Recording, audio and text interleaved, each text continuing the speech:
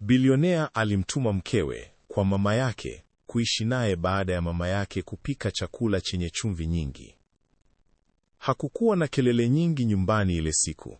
Ilikuwa ni jioni tulivu, lakini maneno ya mwisho ya Mbaraka yalikuwa mazito kuliko radi. Neema, tafadhali, nenda UKAAKWA mama yako kwa muda, alisema kwa sauti ya chini lakini yenye uamuzi. Neema hakujibu mara moja. Alimtazama mumewe kwa macho yaliyojaa maswali. Hakuwa anaelewa ni nini hasa kimebadilika ghafla. Sio siku nyingi zilizopita, walikuwa wanacheka pamoja mezani. Kwa sababu ya chakula? Aliuliza kwa sauti iliyotetemeka. Mbaraka hakumtazama moja kwa moja. Sio tu chakula. Kuna mambo mengi. Ndani ya nyumba ile kubwa iliyojaa kila kitu ambacho fedha inaweza kununua, kulikuwa na ukimya mzito ambao haujawahi kuwepo hapo kabla. Neema alihisi kama moyo wake umevunjika vipande vipande, lakini hakutaka kuonyesha udhaifu mbele ya mume wake. Alikusanya nguo zake taratibu. Hakukuwa na ugomvi, hakuna vilio vikubwa. Lakini ndani yake kulikuwa na dhuruba. Alipoondoka, hakujua kuwa siku hiyo lingeanza safari ambayo ingebadilisha maisha yake milele. Barabara ya kuelekea nyumbani kwa mama yake haikuwa ndefu sana, lakini kwa Neema ilionekana kama safari isiyo na mwisho. Alikaa kimya ndani ya gari, akitazama nje dirishani. Watu walikuwa wanaendelea na maisha yao kawaida. Wauzaji, watoto wakicheza, mama wakibeba mizigo. Hakuna aliyejua kilichokuwa kinaendelea moyoni mwake. Dereva wake, Otieno, alijaribu kuvunja ukimya. "Madam, uko sawa?" Neema alitikisa kichwa tu. Hakutaka kuongea. Akilini mwake alijiuliza mara kwa mara, ni kweli sababu ni chakula au kuna kitu kingine? Alikumbuka siku alipoolewa na Mbaraka. Alikuwa mtu mwenye upendo, mnyenyekevu na aliyekuwa akimheshimu sana mama yake. Lakini siku za hivi karibuni kulikuwa na mabadiliko madogo madogo. Simu nyingi za siri, safari za ghafla na ukimya usio wa kawaida. Gari liliposimama mbele ya nyumba ya mama yake, moyo wake ulianza kupiga kwa nguvu. Mama yake, Mama Zawadi, alitoka nje haraka alipomwona. "Neema, mwanangu, nini kimekuletea ghafla hivi?" Neema alijitahidi kutabasamu, lakini macho yake yalimkataa. Alijua sasa hataanza tena kuigiza. Ukweli ulikuwa umeanza kujitokeza polepole. Mama Zawadi hakuwa mtu wa maneno mengi, lakini alikuwa na macho yanayoona mbali. Alipomwangalia Neema, alijua mara moja kwamba kuna jambo kubwa limejificha nyuma ya tabasamu lake dhaifu. "Njoo ndani kwanza," alisema kwa utulivu. Walikaa sebuleni, hakukuwa na haraka ya kuuliza maswali. Mama Zawadi alimletea chai ya tangawizi, kama alivyokuwa akifanya tangu Neema akiwa mdogo. Baada ya dakika chache za ukimya, Neema alishindwa kujizuia tena. "Mama, amenirudisha nyumbani," alisema kwa sauti ya chini. Mama Zawadi alinyanyua macho polepole. "Kwa sababu gani?" "Anasema chakula kilikuwa na chumvi nyingi." Mama Zawadi hakujibu mara moja. Alinyamaza kidogo, kisha akasema kwa sauti tulivu, "Hiyo sio sababu ya kumrudisha mke nyumbani." Neema alianza kulia taratibu. "Hata mimi najua mama, lakini sijui ukweli ni nini." Mama Zawadi alimshika mkono. "Kuna kitu kinaendelea mwanangu, na tutakigundua." Ndani ya moyo wa Neema kulianza kuwaka tumaini dogo. Labda huu haukuwa mwisho, bali mwanzo wa ukweli uliokuwa umefichwa kwa muda. Usiku ule, Neema hakupata usingizi. Alilala kitandani, akitazama dari, akifikiria kila tukio lililotokea katika miezi ya hivi karibuni. Alikumbuka jinsi Mbaraka alivyoanza kubadilika polepole. Alikuwa anachelewa kurudi nyumbani na kila alipoulizwa alikuwa na majibu mafupi, "Mambo ya kazi tu," alikuwa akisema. Lakini moyo wa Neema haukuwa na amani. Alinyanyuka kitandani na kuchukua simu yake. Aliangalia picha zao za zamani, walionekana wenye furaha, wakicheka, wakishikana mikono. Ni nini kilibadilika? Alijiuliza kwa sauti ya chini. Ghafla alikumbuka kitu. Siku moja alipokuwa akisafisha chumba cha Mbaraka, aliona bahasha ndogo iliyokuwa imefichwa ndani ya draw. Hakuwahi kuifungua kwa sababu aliamini ndoa yao ilikuwa na uaminifu. Lakini sasa kila kitu kilionekana tofauti. Alifunga macho yake kwa nguvu. Alijua kwa majibu yapo mahali fulani, na safari yake ya kuyatafuta ilikuwa imeanza rasmi. Asubuhi iliyofuata, Mama Zawadi alimkuta Neema jikoni akipika. Harufu ya chakula ilijaa nyumba nzima, lakini kulikuwa na kitu tofauti. Neema alikuwa makini kupita kawaida. Alionja chakula mara 3 kisha akaongeza maji kidogo. Mama yake alimtazama kwa makini. Usijilaumu kupita kiasi. Neema alinyamaza kidogo kisha akasema, Mama, siamini kama ni chumvi tu. Lazima kuna kitu kingine. Mama Zawadi aliketi karibu naye. Basi tutakitafuta. Neema alimtazama mama yake. Na kama ukweli utaumiza? Mama Zawadi alitabasamu kwa upole. Ukweli huwa unaumiza mwanzoni, lakini ndio huponya mwishoni. Maneno hayo yalimgusa Neema moyoni. Kwa mara ya kwanza tangu alipotoka kwa mumewe, alihisi nguvu mpya. Hakuwa tena mwanamke aliyefukuzwa kwa sababu ya chakula. Alikuwa mwanamke anayekaribia kugundua siri kubwa ambayo ingeweza kubadilisha kila kitu.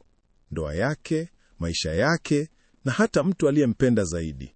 Na safari hiyo ilikuwa ndio inayoanza sasa. Siku hiyo mchana, Neema aliamua kufanya kitu ambacho hakuwahi kufikiria angefanya.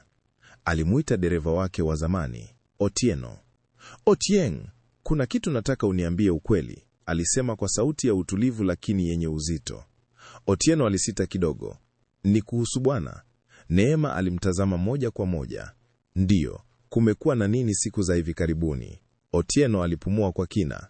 Madam, siwezi kusema kila kitu, lakini kuna siku nimekuwa nikimpeleka sehemu ambazo si za kawaida. Mfano? Hospitali. Na pia kuna nyumba ndogo huko nje ya mji. Moyo wa Neema uliruka. Nyumba? Otieno alitikisa kichwa polepole. Ndiyo, na mara nyingi huwa peke yake. Au, alinyamaza. Au nani? Neema alisisitiza. Otieno alishusha macho. Na mwanamke mmoja, lakini anaonekana mgonjwa sana. Ukimya mzito uliingia tena. Neema hakusema neno, lakini ndani yake kila kitu kilianza kubadilika. Hii haikuwa tena hadithi ya chumvi, kulikuwa na siri kubwa zaidi. Usiku huo Neema hakulala tena. Maneno ya Otieno yalikuwa yanajirudia kichwani mwake. Hospitali, mwanamke mgonjwa, nyumba ya siri. Je, Mbaraka ana mtu mwingine? Alijiuliza, lakini moyo wake ulikataa kuamini hivyo kirahisi. Alikumbuka jinsi Mbaraka alivyomjali siku alipougua. Alikaa hospitali usiku kucha bila kulalamika. Huyu sio mtu wa kunisaliti kirahisi, alijisemea. Lakini kwa nini siri? Kwa nini kumrudisha nyumbani kwa sababu ya chakula kidogo tu? Aliketi kitandani na kuchukua simu yake. Alitaka kumpigia Mbaraka, lakini alisimama. Hapana, siwezi kuuliza bila ushahidi. Kwa mara ya kwanza, Neema alihisi kuwa lazima ajitafutie ukweli mwenyewe, hata kama utaumiza. Alifunga macho na kuvuta pumzi ndefu. Kesho yake, angeanza safari ya kujua ukweli, bila Mbaraka kujua. Na safari hiyo ingeweza kubadilisha kila kitu. Asubuhi ilipofika, Neema hakupoteza muda. Alivaa nguo za kawaida, si zile za kifahari alizozoea. Hakutaka kujulikana. Ochieng, twende pale ulipokuwa unampeleka, alisema kwa sauti ya uhakika. Gari lilianza safari kimya kimya. Walifika karibu na ile nyumba ndogo iliyotajwa. Ilikuwa ya kawaida sana. Hakuna kitu cha kuonyesha kuwa bilionea anahusiana nayo. Neema alishuka polepole, akihisi moyo wake ukipiga kwa nguvu. Dirisha lilikuwa wazi kidogo. Alisogea taratibu, na ndipo alipoona kitu kilichomfanya ashindwe kupumua kwa sekunde chache. Ndani, Mbaraka alikuwa amekaa karibu na mwanamke mmoja aliyelala kitandani, lakini haikuwa vile Neema alivyofikiria. Hakukuwa na mapenzi ya siri, kulikuwa na huruma. Mbaraka alikuwa akimlisha mwanamke huyo chakula polepole, kwa uangalifu mkubwa. Mwanamke huyo alionekana dhaifu sana. Neema alibaki pale, ameganda. Maswali yakawa mengi zaidi kuliko majibu. Neema hakujua alikaa pale kwa muda gani. Alikuwa akimtazama Mbaraka kwa macho mapya. Huyu alikuwa mume wake, lakini alionekana kama mtu mwingine kabisa. Alikuwa mpole, mwenye huruma na mwenye subira isiyo ya kawaida. Alimsikia akisema kwa sauti ya upole, "Pole sana Achieng, utapona tu." Jina hilo lilimchoma Neema moyoni. Achieng, ni nani huyu? Alitaka kuingia ndani na kuuliza kila kitu, lakini miguu yake ilikataa kusogea. Badala yake, alirudi nyuma polepole na kuingia garini. "Ochieng, twende," alisema kwa sauti ya chini. Dereva hakusema kitu. Alijua mambo sasa yamefikia hatua nyingine. Njiani kurudi, Neema alikuwa kimya kabisa, lakini ndani yake kulikuwa na vita. Je, huu ulikuwa usaliti au kulikuwa na kitu kikubwa zaidi ambacho bado hakijajulikana? Kwa mara ya kwanza, Neema alihisi kuwa ukweli unaweza kuwa tofauti kabisa na alivyodhani, na hiyo ilimtisha zaidi. Walipofika nyumbani kwa Mama Zawadi, Neema hakukimbilia kuzungumza. Aliketi nje akitazama mbali. Mama yake alikuja polepole na kuketi karibu naye. "Umeona nini?" aliuliza kwa utulivu. Neema alichukua muda kabla ya kujibu. Nilimwona na mwanamke mmoja mgonjwa sana," alisema. Mama Zawadi hakushangaa. "Na ulihisi nini?" Neema alishusha pumzi. "Sijui, sio kama nilivyofikiria." Hakukuwa na mapenzi ya kawaida, ilikuwa kama anamhudumia. Mama yake alitikisa kichwa polepole. "Basi, bado hujapata ukweli wote." Neema alimtazama. "Unamaanisha nini?" Mama Zawadi alimshika mkono. "Kuna siri ambazo watu huficha, sio kwa sababu ya ubaya, bali kwa sababu ya maumivu." Maneno hayo yalimgusa Neema. "Unataka kusema Mbaraka ananificha kitu ili kunilinda?" Mama Zawadi hakujibu moja kwa moja. "Hiyo utagundua mwenyewe." Neema alikaa kimya. Lakini sasa alikuwa na uhakika mmoja tu. Hii hadithi haikuwa rahisi, na ukweli wake bado haujafika mwisho. Siku iliyofuata, Neema hakutaka tena kubaki na maswali. Alimuita Otieno mapema asubuhi.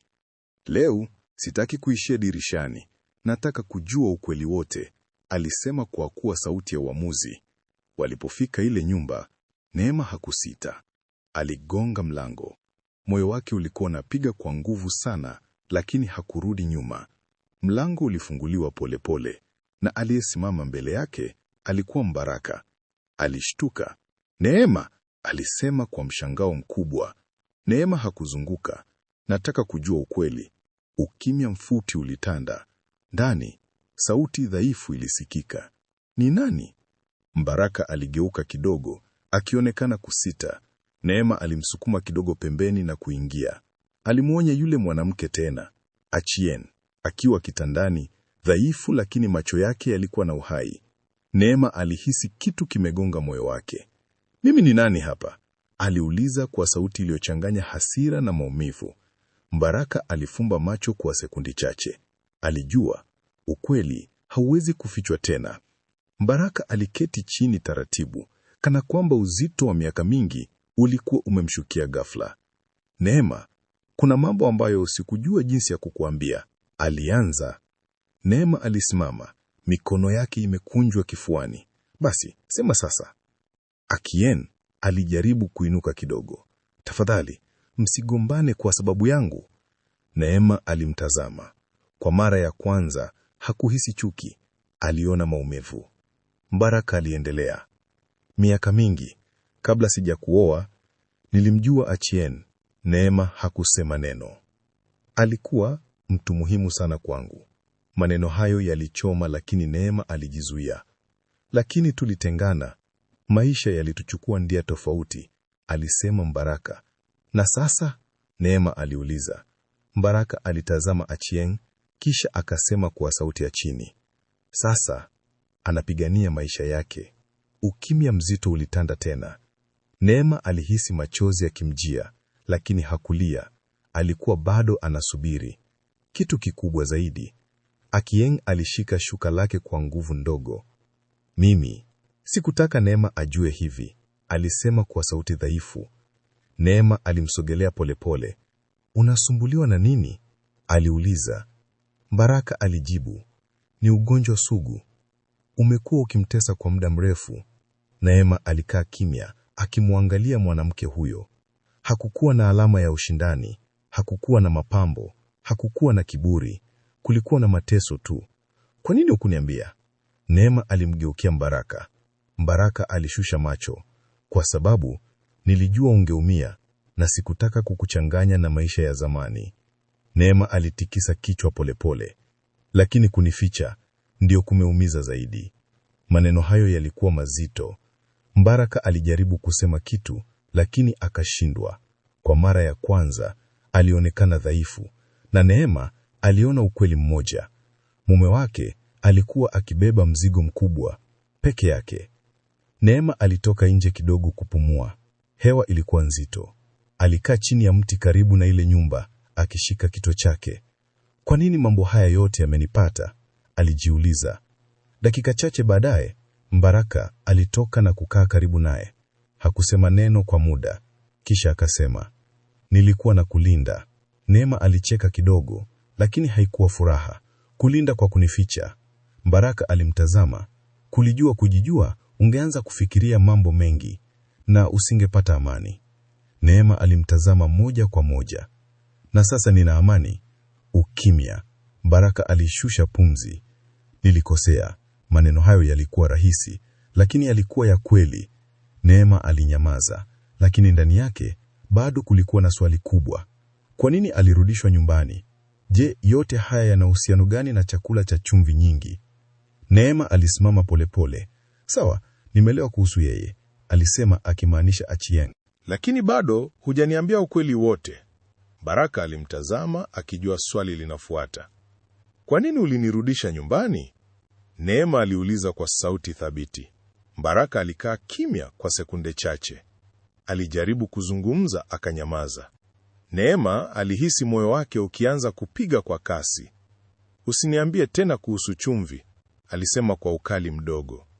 Baraka alifunga macho, kisha akasema kwa sauti ya chini sana, kwa sababu sikutaka uone kile kinachokuja. Neema alikunja uso. Kile kinachokuja? Baraka hakujibu mara moja. Badala yake alimwangalia kwa macho yaliyokuwa na kitu kizito sana, hofu. Na hapo ndipo Neema alihisi kwa mara ya kwanza kuna kitu kikubwa zaidi kuliko alivyowahi kufikiria, na bado hakijafichuliwa. Neema hakusogea. Alibaki akimtazama Mbaraka KWA, macho yaliyojaa mashaka na hofu. Kile kinachokuja ni nini? Aliuliza polepole. Mbaraka alisita, kana kwamba anapambana ndani yake mwenyewe. Kisha akasema, madaktari wamesema hali ya Achieng inaweza kuwa mbaya zaidi muda wowote. Neema alikunja uweso. Hiyo ina uhusiano gani na mimi kuondoka nyumbani? Mbaraka alinyamaza kidogo, kisha akasema, kwa sababu kuna uwezekano nitahitaji kutumia muda mwingi hapa. Neema alitikisa kichwa. Hiyo si sababu ya kunifukuza.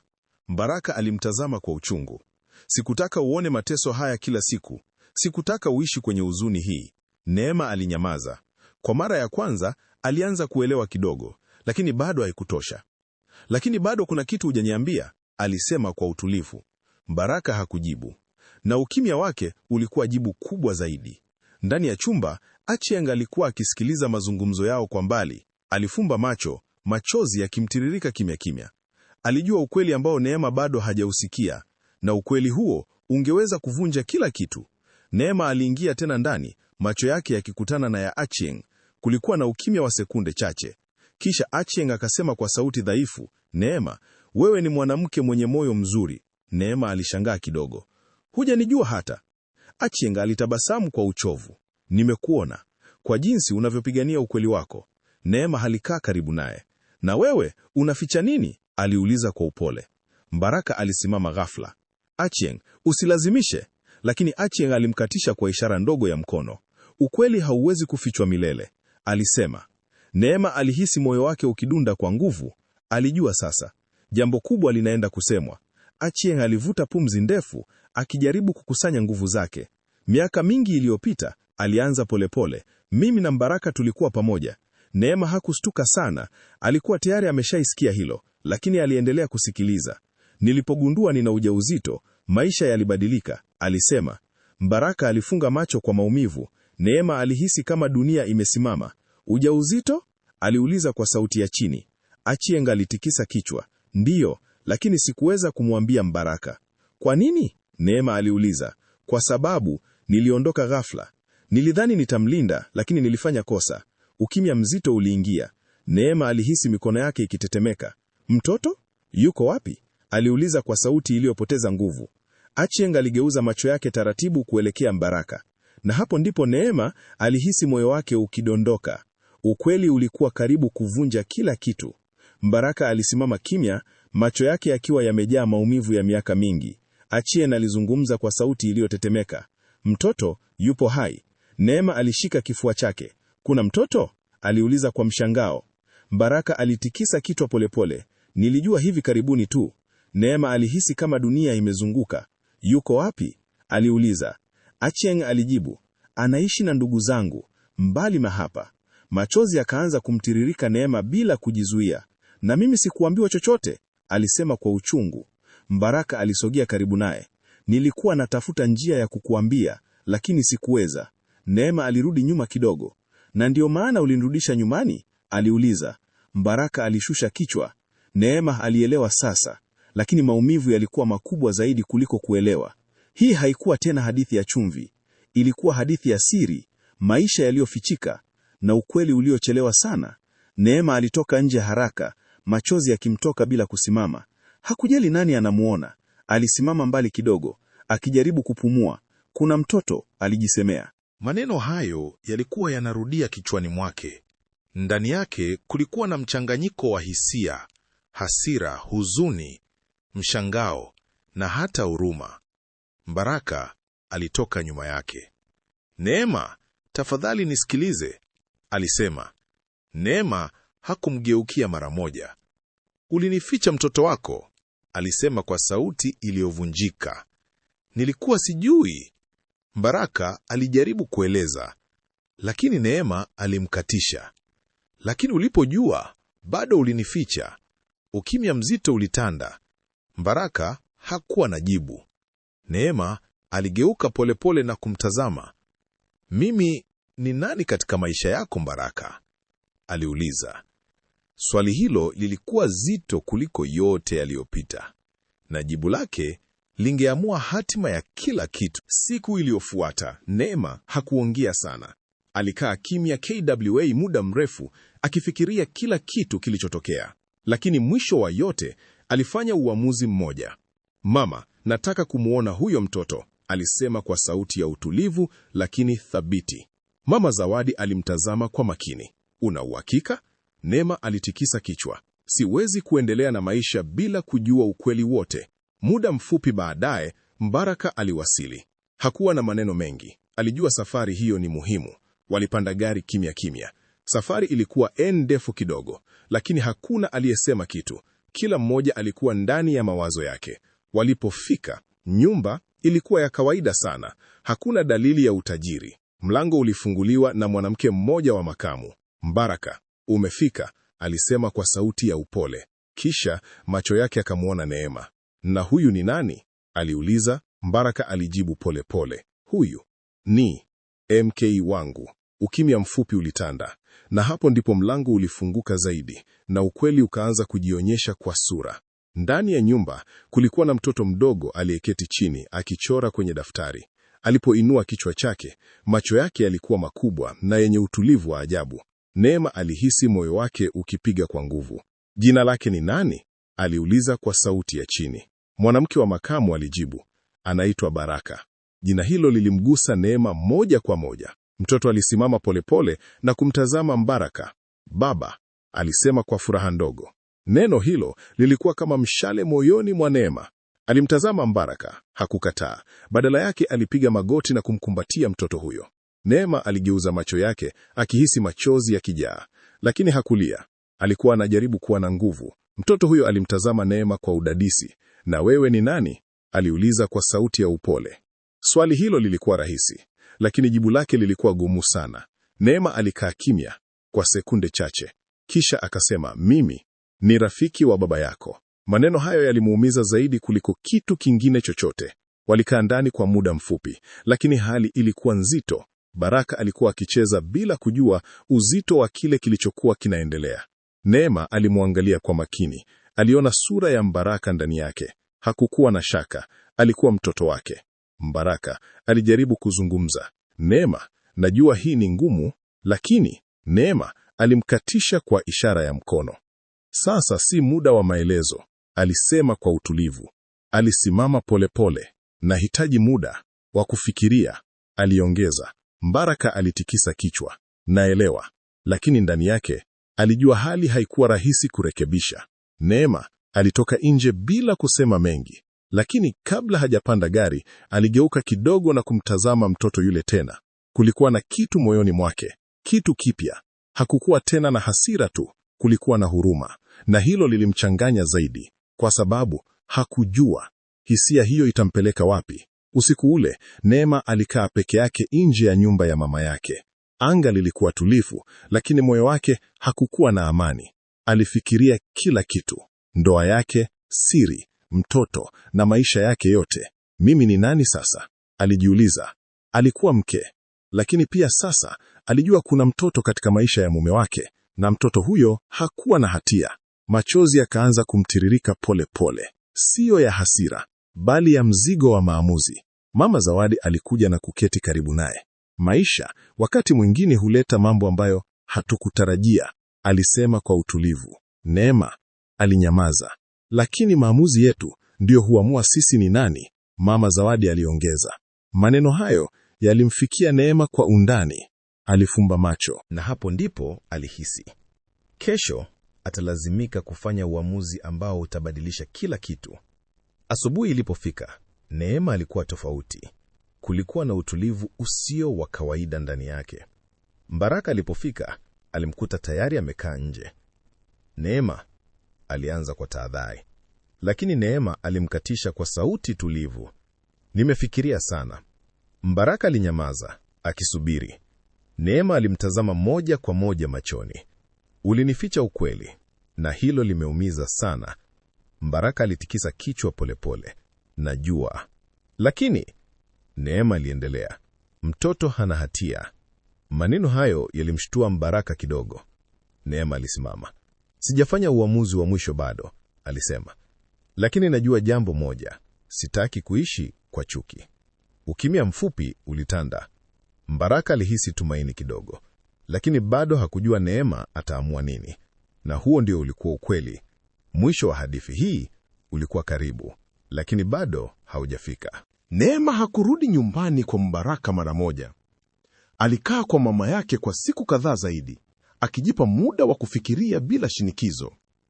Lakini kila siku mawazo yake yalikuwa yale yale: Mbaraka, Achieng na mtoto Baraka. Siku moja jioni, aliamua kurudi ile nyumba ndogo. Alipoingia, alimkuta Achieng akiwa dhaifu zaidi kuliko mara ya mwisho. Neema alisogea karibu naye polepole. Habari yako leo? Aliuliza kwa sauti ya upole. Achieng alitabasamu kwa uchovu. Ninapambana tu. Kulikuwa na ukimya mfupi. Kisha Achieng akasema, Neema, asante kwa kukuja. Neema alishtuka kidogo. Kwa nini unanishukuru? Achieng alimtazama kwa macho yenye unyenyekevu. Kwa sababu ungeweza kuchagua chuki, lakini umechagua kuelewa. Maneno hayo yalimgusa Neema moyoni. Kwa mara ya kwanza, hakumwona Achieng kama adui. Alimwona kama mtu aliyekuwa akiteseka na aliyekuwa karibu kupoteza kila kitu. Siku chache baadaye, hali ya Achieng ilizidi kuwa mbaya zaidi. Mbaraka alikuwa karibu naye muda wote. Neema pia alianza kuja mara kwa mara, si kwa sababu ya Mbaraka tu, bali kwa sababu ya Achieng. Kulikuwa na ukaribu wa ajabu uliokuwa unajengeka kati yao. Siku moja, Achieng alimuita Neema karibu. Naomba nikuambie jambo moja muhimu, alisema kwa sauti dhaifu sana. Neema alisogea karibu. Baraka anahitaji mtu wa kumlea kwa upendo, Achieng alisema. Neema alihisi moyo wake ukigonga kwa nguvu. Mimi sina muda mrefu, Achieng aliongeza. Machozi yakaanza kumtoka Neema. Usiseme hivyo, alisema kwa sauti ya maumivu. Lakini Achieng alitikisa kichwa polepole. Kama nitaondoka, naomba umwangalie mtoto wangu. Maneno hayo yalikuwa mazito sana. Neema hakujibu mara moja, lakini ndani yake kulikuwa na kitu kilianza kubadilika kabisa. Usiku huo Neema alikaa peke yake tena, lakini safari hii mawazo yake yalikuwa tofauti. Hakufikiria tu kuhusu maumivu yake, alifikiria kuhusu mtoto Baraka. Alikumbuka macho yake yasiyo na hatia, yaliyojaa tumaini. Mimi naweza kweli kufanya hivi? Alijiuliza. Kuishi na ukweli huo, kuishi na mtoto wa mume wake kutoka maisha ya zamani, ilikuwa si rahisi. Lakini pia alikumbuka maneno ya mama yake, ukweli huponya, na pia maneno ya Achieng, mtoto hana hatia. Neema alifumba macho, akivuta pumzi ndefu. Kwa mara ya kwanza alihisi kuwa maumivu yake yanaweza kubadilika kuwa kitu kingine, upendo. Na hapo ndipo alifanya uamuzi wa ndani ya moyo wake, uamuzi ambao ungeweza kubadilisha maisha yao wote milele. Asubuhi iliyofuata, Neema alirudi kwa Baraka. Alimkuta nje akiwa amechoka na mawazo mengi. Neema, alisema kwa mshangao mdogo. Lakini Neema hakumruhusu aseme mengi. Niko tayari kuzungumza, alisema kwa utulivu. Walikaa chini. Neema alimtazama moja kwa moja. Nimeumia sana, hilo halitabadilika, alisema. Baraka alinyamaza. Lakini pia nimeona ukweli wote, na nimeona mtoto. Ukimya.